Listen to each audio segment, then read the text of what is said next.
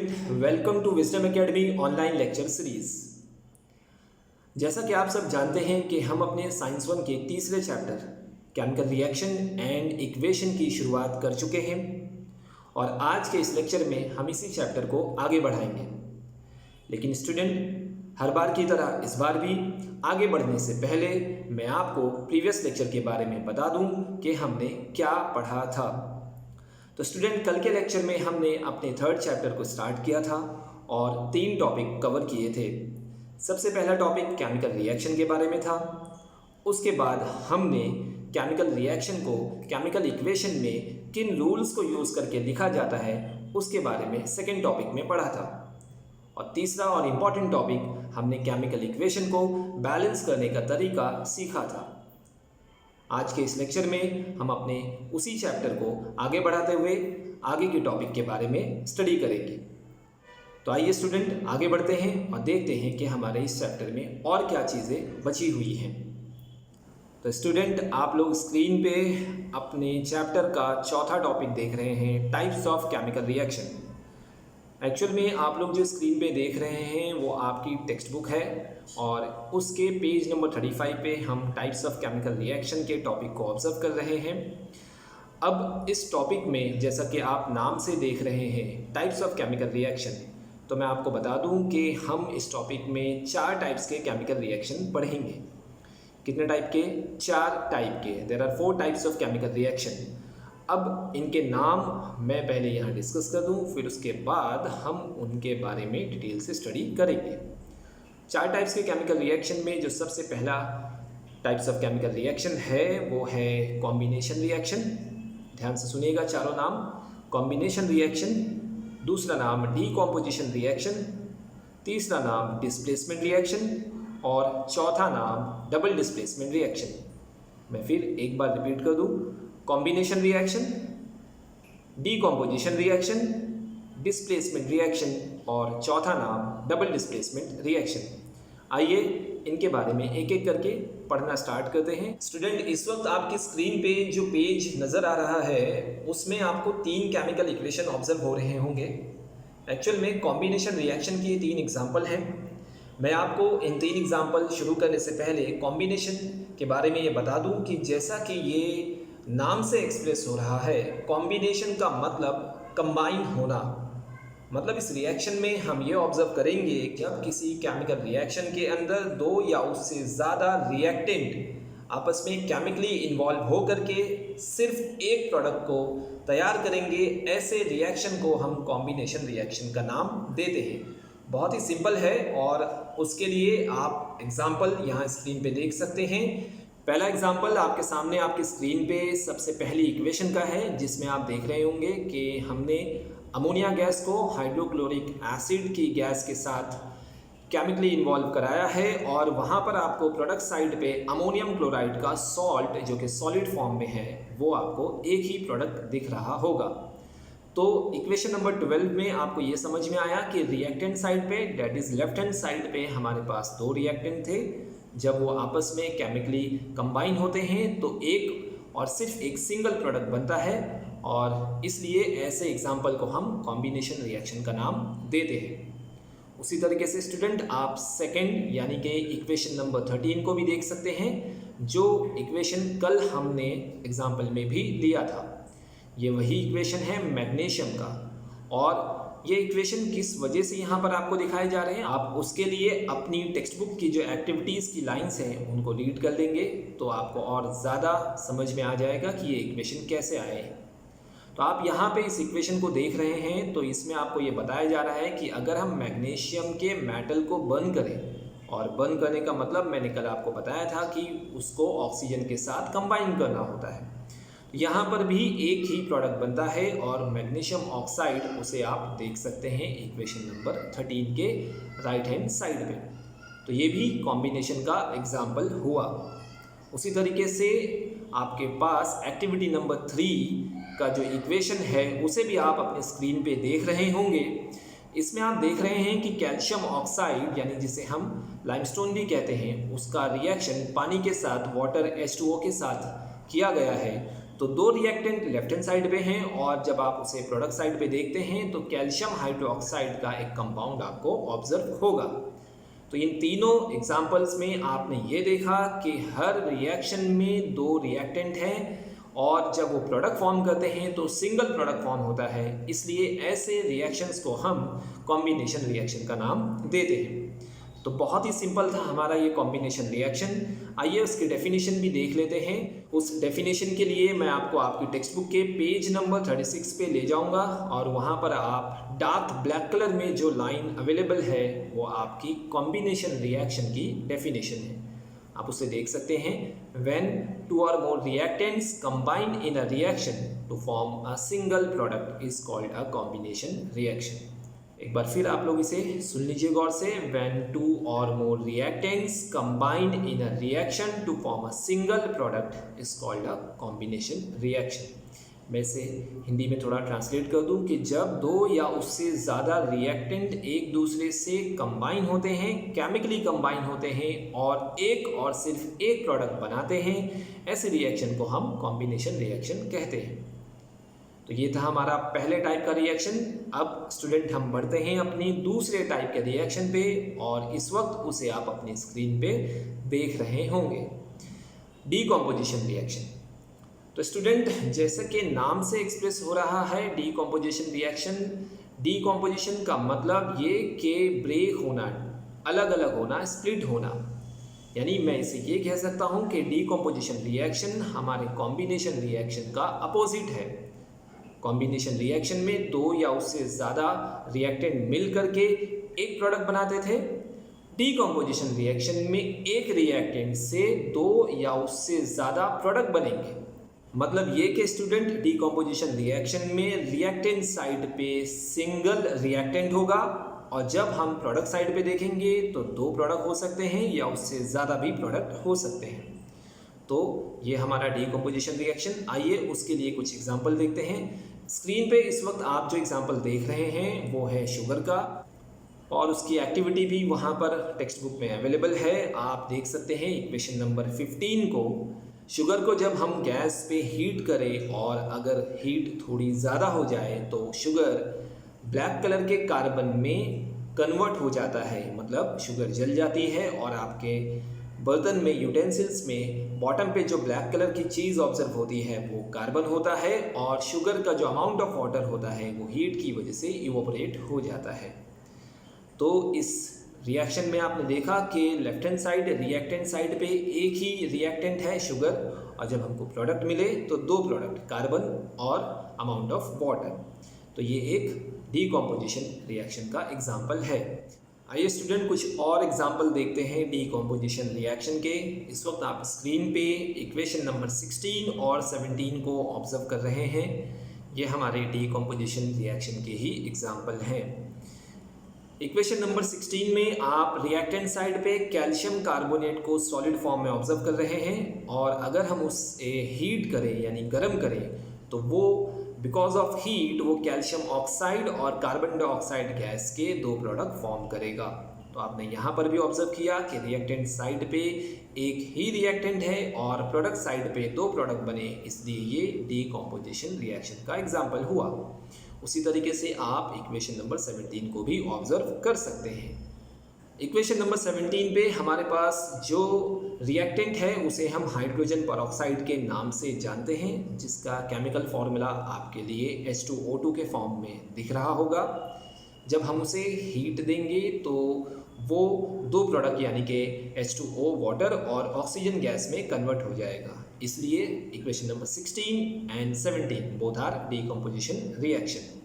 आइए कुछ और एग्जाम्पल भी हम डीकॉम्पोजिशन के हमारे टेक्स्ट बुक के ले लेते हैं और इस वक्त आप अपनी स्क्रीन पे देख रहे होंगे इक्वेशन नंबर 18 को। इस इक्वेशन में रिएक्टेंट साइड पे आप वाटर को देख रहे होंगे H2O और उसे इलेक्ट्रिकल एनर्जी के थ्रू डिकम्पोज किया गया है हाइड्रोजन गैस में और ऑक्सीजन गैस में। फिर वही चीज़ मैं आपको यहाँ बता दूँ कि रिएक्टेंट साइड पे सिंगल रिएक्टेंट है और प्रोडक्ट साइड पे हमारे पास दो प्रोडक्ट अवेलेबल हैं, इसलिए इक्वेशन नंबर 18 भी डीकम्पोजिशन का एग्जाम्पल हुआ। स्टूडेंट मैं यहाँ पर आपको सिर्फ एग्जाम्पल ऑब्जर्व करा रहा हूँ। रीडिंग करने का काम आपका होमवर्क में होगा और रीड करने के वक्त अगर आपको कोई चीज़ें समझ में ना आए तो प्लीज़ आप मुझे मैसेज करके या कॉल करके उसे पूछ सकते हैं। और मैं आपको ये भी बोल दूँ कि यहाँ मैंने जितने भी एग्जाम्पल दिए हैं वो सब बैलेंस फॉर्म में हैं। आपसे मैंने कल ही कहा था कि आपको बैलेंस इक्वेशन की प्रैक्टिस करने के लिए उसे सबसे पहले इम्बैलेंस फॉर्म में लिखना होगा, फिर आप उसे प्रैक्टिस कर सकते हैं। तो आप इन सारी इक्वेशन को इम्बैलेंस फॉर्म में लिखिए और उसे बैलेंस करने की कोशिश करिए। हम अपने टॉपिक को कंटिन्यू करते हैं। हम थे डीकम्पोजिशन रिएक्शन में। मैंने डीकम्पोजिशन रिएक्शन को अपने तरीके से समझाया। अब आपकी स्क्रीन पे इस वक्त डीकम्पोजिशन रिएक्शन की डेफिनेशन है और आप देख रहे होंगे कि the chemical reaction in which 2 or more product are formed from a single reactant is called decomposition reaction. फिर मैं एक बार यहाँ बता दूँ कि एक ऐसा केमिकल रिएक्शन जिसमें 2 या उससे ज़्यादा प्रोडक्ट बनते हैं, किसकी वजह से? सिर्फ सिंगल रिएक्टेंट की वजह से। तो ऐसे रिएक्शन को हम डीकम्पोजिशन रिएक्शन का नाम देते हैं। तो उम्मीद करता हूँ कि ये डीकम्पोजिशन रिएक्शन भी आसान सा टॉपिक था, आप उसे आसानी से समझ गए होंगे। आइए हम अपने तीसरे टाइप के रिएक्शन की तरफ बढ़ते हैं जिसका नाम है डिस्प्लेसमेंट रिएक्शन। स्टूडेंट इस वक्त आपके सामने हमारा थर्ड टाइप का केमिकल रिएक्शन स्क्रीन पे दिख रहा है, डिस्प्लेसमेंट रिएक्शन। डिस्प्लेसमेंट रिएक्शन को समझने के लिए आइए सबसे पहला उसका जो डेफिनेशन आपकी स्क्रीन पे इस वक्त दिख रहा है उसे हम एक बार पढ़ लेते हैं। The reaction in which the place of the ion of less reactive element in a compound is taken by another more reactive element by formation of its own ions is called displacement reaction। Student ये definition आपके सामने मैंने read किया, लेकिन मैं उसे अपने तरीके से आसानी से समझाने की कोशिश करता हूँ। इस डेफिनेशन का मतलब ये हुआ कि डिस्प्लेसमेंट रिएक्शन में जब भी डिस्प्लेसमेंट रिएक्शन होगा तो आपको रिएक्टेंट साइड पे 2 रिएक्टेंट ऑब्जर्व होंगे और उन 2 रिएक्टेंट में से एक कंपाउंड के फॉर्म में होगा और एक एलिमेंट के फॉर्म में होगा, जैसा कि इस वक्त आपको आपकी स्क्रीन पे दिख भी रहा है। आप देख सकते हैं कि कॉपर सल्फेट और फेरस का एक इक्वेशन इस वक्त आपकी स्क्रीन पे है और कॉपर सल्फेट और लेड का एक इक्वेशन भी आपकी स्क्रीन पे है जिसे फिलअप के फॉर्म में दिखाया गया है। मैं इन दोनों इक्वेशंस के थ्रू आपको डिस्प्लेसमेंट रिएक्शन समझाने की कोशिश कर रहा हूँ। डिस्प्लेसमेंट रिएक्शन के डेफिनेशन में ये कहा गया था कि जो मोर रिएक्टिव एलिमेंट होगा वो कंपाउंड के लेस रिएक्टिव एलिमेंट को डिस्प्लेस कर देगा। तो अगर हम अपने इस पेज पे इक्वेशन नंबर 1 को देख रहे हैं तो उसमें कॉपर सल्फेट एक कंपाउंड है और आयरन यानी कि Fe एक एलिमेंट है।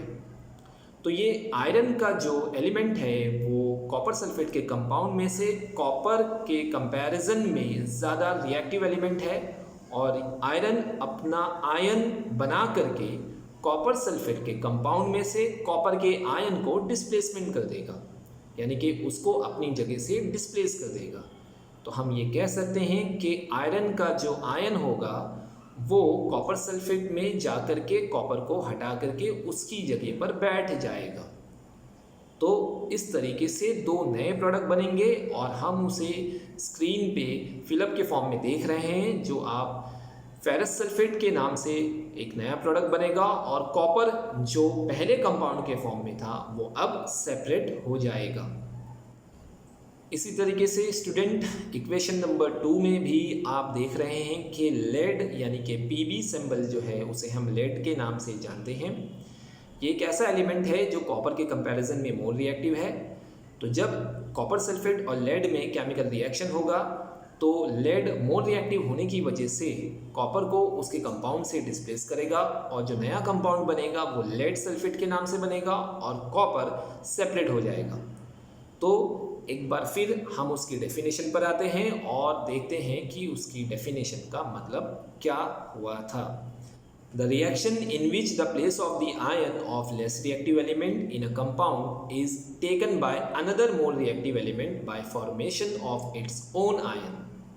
यानी कि जो लेस रिएक्टिव एलिमेंट होता है उसके आयन की जगह दूसरा मोर रिएक्टिव एलिमेंट का आयन उसकी जगह ले लेता है और इसी को डिस्प्लेसमेंट रिएक्शन का नाम दिया जाता है। मैं इसे कुछ मजाक में इस तरह से भी समझा सकता हूँ कि अगर हम ये देखें कि किसी क्लास में दो ऐसे स्टूडेंट हैं जिनकी जोड़ी बनी हुई है और वो हमेशा एक बेंच पे साथ में बैठते हैं, लेकिन किसी दिन ऐसा होता है कि एक कोई ऐसा स्टूडेंट क्लास में एंटर करता है जो बहुत ज़्यादा पावरफुल है और उन दोनों में से एक स्टूडेंट को जाकर के बोलता है कि आप यहाँ से हटिए, आज के बाद मैं इस प्लेस पे बैठूँगा। तो मजबूरी में वो जो कमज़ोर स्टूडेंट होगा वो उस जगह से हट जाता है और पावरफुल स्टूडेंट उस जगह को ऑक्यूपाई कर लेता है। बिल्कुल इसी तरीके से यहाँ भी डिस्प्लेसमेंट रिएक्शन में होता है। तो उम्मीद करता हूँ डिस्प्लेसमेंट रिएक्शन आपको समझ में आए होंगे और उसके दो एग्जाम्पल हमने स्क्रीन पे देखे। आइए स्टूडेंट, हम अपने चौथे और आखिरी रिएक्शन की तरफ बढ़ते हैं जिसका नाम होगा डबल डिस्प्लेसमेंट रिएक्शन। इस वक्त स्क्रीन पे आप जो देख रहे हैं वो डबल डिस्प्लेसमेंट का डेफिनेशन डार्क ब्लैक कलर में आपके सामने है। आइए सबसे पहले उसका डेफिनेशन पढ़ लेते हैं। The reaction in which the ions in the reactant are exchange to form a precipitate are called double displacement reaction। स्टूडेंट ध्यान से सुनिएगा एक बार फिर से। द रिएक्शन यानी कि ऐसा reaction in which the ions, जिसके अंदर जो आयंस होते हैं, किसके आयंस होते हैं? रिएक्टेंट के, यानी कि लेफ्ट हैंड साइड पे जो रिएक्टेंट होते हैं उनके जो आयंस होते हैं वो आपस में एक दूसरे से एक्सचेंज करते हैं अपनी जगह को, और एक्सचेंज करने के बाद टू फॉर्म अ प्रेसिपिटेट, क्या बनाते हैं? प्रेसिपिटेट। प्रेसिपिटेट एक ऐसे लिक्विड को कहते हैं जो थोड़ा थिक लिक्विड होता है और अक्सर जब केमिकल रिएक्शन होता है तो वो टेस्ट ट्यूब में बॉटम की तरफ आकर के डिपॉजिट हो जाता है। तो डबल डिस्प्लेसमेंट रिएक्शन में हम अक्सर ये देखेंगे कि प्रेसिपिटेट बनेगा ही बनेगा और रिएक्टेंट साइड पे जो भी एलिमेंट प्रेजेंट होंगे वो अपने आयंस को एक दूसरे से एक्सचेंज करते हैं। तो ऐसे रिएक्शन को हम डबल डिस्प्लेसमेंट रिएक्शन के नाम से जानते हैं। स्क्रीन पे आपके सामने उसका डेफिनेशन है। आप इन चारों डेफिनेशन को बहुत ही अच्छे से याद कर लीजिए, अक्सर ये डेफिनेशन एग्जाम में पूछे जाते हैं। स्टूडेंट एक बार फिर हम अपने नए टॉपिक के लिए टेक्स्ट बुक का यूज़ कर रहे हैं और इस वक्त हम पेज नंबर 38 पे प्रेजेंट हैं। हमने अभी अभी अपने चारों टाइप्स के केमिकल रिएक्शन को फिनिश किया है और हम अपने नए टॉपिक की तरफ बढ़ रहे हैं। आप अपने नए टॉपिक का नाम स्क्रीन पे देख सकते हैं, endothermic and exothermic processes and reaction. अगर आप इस टॉपिक को ध्यान से पढ़ें तो आपको समझ में आएगा कि एक्सोथर्मिक एंड एंडोथर्मिक प्रोसेस भी होता है और रिएक्शन भी होता है। अब हमें इसमें समझना है कि एंडोथर्मिक एंड एक्सोथर्मिक प्रोसेस कब कहलाएगा और वही चीज़ रिएक्शन कब कहलाएगा। लेकिन स्टूडेंट इन चीज़ को समझने से पहले हमें ये भी समझना ज़रूरी है कि एंडोथर्मिक और एक्सोथर्मिक का मतलब क्या होता है। तो स्टूडेंट बहुत ही आसान सा ये टॉपिक है एंडोथर्मिक और एक्सोथर्मिक। जैसे कि आप सब नाम से ही देख रहे होंगे, एंडो का मतलब होता है इन और एक्सो का मतलब होता है आउट, और थर्मिक का जो वर्ड है उसे हम डिराइव करते हैं थर्मल से। थर्मल का मतलब होता है हीट, यानी मैं ये कह सकता हूँ एंडोथर्मिक का मतलब ये हुआ कि ऐसे प्रोसेसेस या ऐसे रिएक्शन जब उसमें हीट इन्वॉल्व होती होगी या हीट एब्जॉर्ब होती होगी, यानी कि कोई एक ऐसा प्रोसेस या ऐसा रिएक्शन जब उसे परफॉर्म करें तो उस सॉल्यूशन का या उस प्रोसेस के टाइम पे जिस किसी भी चीज़ को आप यूज़ कर रहे हैं उसका टेम्परेचर डाउन हो जाता है, उसका टेम्परेचर पहले से कम हो जाता है। तो ऐसे प्रोसेसेस को या रिएक्शन को हम एंडोथर्मिक के नाम से जानेंगे। एक बार मैं फिर बता दूं, एंडोथर्मिक का मतलब वो जिसके अंदर हीट एब्जॉर्ब होगी। अब आप एक्सोथर्मिक को खुद से समझ सकते हैं। एक्सो का मतलब मैंने बताया था एग्जिट यानी बाहर की तरफ, और थर्मिक का मतलब हीट। तो ऐसे प्रोसेसेस या रिएक्शन जिसमें हीट रिलीज होती हो उसे हम एक्सोथर्मिक प्रोसेसेस कहेंगे या एक्सोथर्मिक रिएक्शन कहेंगे। तो उम्मीद करता हूँ आपको एंडोथर्मिक और एक्सोथर्मिक वर्ड का मतलब समझ में आ गया होगा। आइए अब हम ये क्लासीफाई करने की कोशिश करते हैं कि इन्हें प्रोसेस में कब काउंट करेंगे और इन्हें रिएक्शन में कब काउंट करेंगे। इसे क्लासीफाई करने का बहुत ही आसान तरीका है, आप ध्यान से सुनिएगा। एंडोथर्मिक हो या एक्सोथर्मिक हो, अगर वो प्रोसेस है तो वो एक फिजिकल चेंज होगा। ध्यान से सुनिए, कल के लेक्चर में मैंने फिजिकल चेंज के बारे में आपको बताया था। फिजिकल चेंज वो होता है जिसमें कोई भी नया प्रोडक्ट फॉर्म नहीं होता है। जो रिएक्टेंट होते हैं वो अपने ओरिजिनल कंडीशन में प्रेजेंट होते हैं। तो एंडोथर्मिक प्रोसेस हो या एक्सोथर्मिक प्रोसेस हो, जब भी ये प्रोसेस होंगे तो आप ये देखिएगा कि इसमें कोई भी नया प्रोडक्ट फॉर्म नहीं होगा, बस सिर्फ इसका टेम्परेचर कम हो जाएगा या उसका टेम्परेचर बढ़ जाएगा।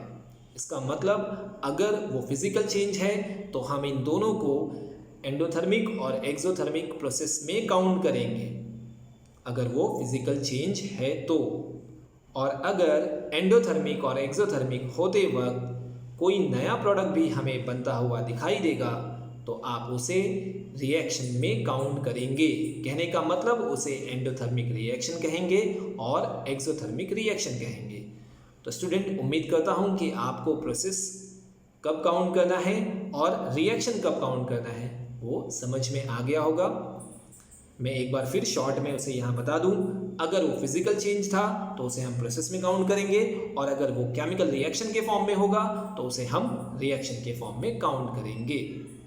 तो स्टूडेंट, इस छोटे से टॉपिक को ख़त्म करने के बाद हम अपनी टेक्स्ट बुक के अगले टॉपिक की तरफ बढ़ते हैं। आइए देखते हैं कि वो कौन सा टॉपिक है। स्टूडेंट, हम अपने अगले टॉपिक को स्क्रीन पे देख रहे हैं और उसका नाम रेट ऑफ केमिकल रिएक्शन है। अब ये टॉपिक क्या होता है, पहले मैं इसके बारे में आपको बता दूं। रेट ऑफ केमिकल रिएक्शन का मतलब कि जो भी टाइप्स ऑफ केमिकल रिएक्शन को हमने पढ़ा है उसे कंप्लीट होने में या उसे ख़त्म होने में कुछ टाइम लगता होगा। कहने का मतलब ये है कि बहुत से ऐसे केमिकल रिएक्शन होते होंगे जो जल्दी हो जाते होंगे और कुछ रिएक्शन बहुत आराम से होते होंगे। तो ये रिएक्शन की जो स्पीड है वो किन चीज़ों पे डिपेंड करती है, उन्हीं चीज़ों के बारे में हम इस टॉपिक में पढ़ेंगे। इसलिए इस टॉपिक का नाम रेट ऑफ केमिकल रिएक्शन रखा है, यानी कि वो कितनी स्पीड परफॉर्म करता है और या वो कितना स्लो परफॉर्म करता है। इस चीज़ को समझते हैं कि क्या वो रिस्पॉन्सिबल फैक्टर हैं जिनकी वजह से rate of chemical reaction change हो सकता है। आइए उन फैक्टर्स को हम पढ़ना स्टार्ट करते हैं। स्टूडेंट, स्क्रीन पे आपके सामने वो फैक्टर्स जो रेट ऑफ केमिकल रिएक्शन को अफेक्ट कर सकते हैं वो आप देख रहे होंगे। इसको शुरू करने से पहले मैं आपको आपकी टेक्स्ट बुक का ही एक एग्जांपल दे करके ये समझा दूं कि रेट ऑफ केमिकल रिएक्शन मतलब कि वो रिएक्शन कितना स्लो होगा या कितना फास्ट होगा, उसे उस एग्जांपल के ज़रिए आसानी से समझ सकते हैं। इस वक्त स्क्रीन पे जो आप पहला पैराग्राफ देख रहे हैं उसमें उसने ये बताने की कोशिश किया है कि अगर हम विंटर सीज़न में कर्ड यानी कि दही बनाने का काम करें तो वो ज़्यादा टाइम लगाएगा दही बनने में, लेकिन अगर हम उसे समर सीज़न में बनाते हैं तो वो कम टाइम में बन जाता है। तो स्टूडेंट, इस एग्ज़ाम्पल को एक बार हम पढ़ लेते हैं। First paragraph, second line, during winter long time is required for setting milk into curd, while at the higher temperature during summer the rate of setting of milk increases and the curd is formed early। कहने का मतलब ये है कि यहाँ पर दही बनने का जो रिएक्शन था उसके रेट को चेंज किया गया है। विंटर में अलग टाइम लगाता है और समर में अलग टाइम। तो वो कौन सा फैक्टर है जिसकी वजह से उसके टाइम पे इफ़ेक्ट हुआ है, तो वो था टेम्परेचर यानी कि हीट। तो स्टूडेंट, आप समझ गए होंगे कि रेट का मतलब क्या, कि वो रिएक्शन कितना स्लो चलेगा और वो रिएक्शन कितना फास्ट चलेगा। तो आइए देखते हैं कि रिएक्शन की स्पीड को कम या ज़्यादा करने वाले वो फैक्टर्स कौन से हैं। तो ऐसे हमारे पास 5 फैक्टर हैं और उनके नाम एक एक करके आपके सामने स्क्रीन पे आते जाएंगे। सबसे पहले नेचर ऑफ रिएक्टेंट है, उसके बाद आप स्क्रीन पे देख सकते हैं size of particles of reactant, दूसरा टॉपिक। तीसरा टॉपिक कॉन्सेंट्रेशन ऑफ रिएक्टेंट है। चौथा topic temperature of the reaction और पांचवा जो फैक्टर होगा वो कैटलिस्ट के नाम से जाना जाएगा। आइए स्टूडेंट, इन पांचों टॉपिक को यहाँ हम कवर करते हैं। सबसे पहला टॉपिक नेचर ऑफ रिएक्टेंट। अब नेचर ऑफ रिएक्टेंट का मतलब ये कि जब किसी केमिकल रिएक्शन के अंदर जो चीज़ पार्टिसिपेट करती है, यानी जो चीज़ रिएक्टेंट साइड पे होती है, उसका नेचर कैसा है। कहने का मतलब वो कितना ज़्यादा हाई रिएक्टिव है या वो कितना ज़्यादा लो रिएक्टिव है। मतलब जैसे कि हमने पिछले एग्जांपल्स में देखे थे कि कॉपर के कंपैरिजन में फेरस हाई रिएक्टिव होता है, या एल्यूमिनियम और जिंक के कंपैरिजन में एल्यूमिनियम हाई रिएक्टिव मेटल माना जाता है। तो अगर हम एल्यूमिनियम का रिएक्शन किसी के साथ कराएं और जिंक का रिएक्शन किसी के साथ कराएं तो आप ये देखोगे कि एल्यूमिनियम थोड़ा फास्ट रिएक्शन करेगा इन कंपैरिजन ऑफ जिंक। क्यों? क्योंकि एल्यूमिनियम का नेचर ही फास्ट है, वो हाई रिएक्टिव मेटल में काउंट होता है, जबकि जिंक का नेचर स्लो रिएक्शन का है। तो आप समझ गए होंगे हेडिंग से नेचर ऑफ रिएक्टेंट्स।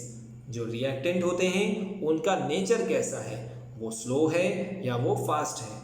अगर वो फास्ट है तो रेट ऑफ केमिकल रिएक्शन भी फास्ट होगा, और अगर वो स्लो है तो रेट ऑफ केमिकल रिएक्शन भी स्लो होगा।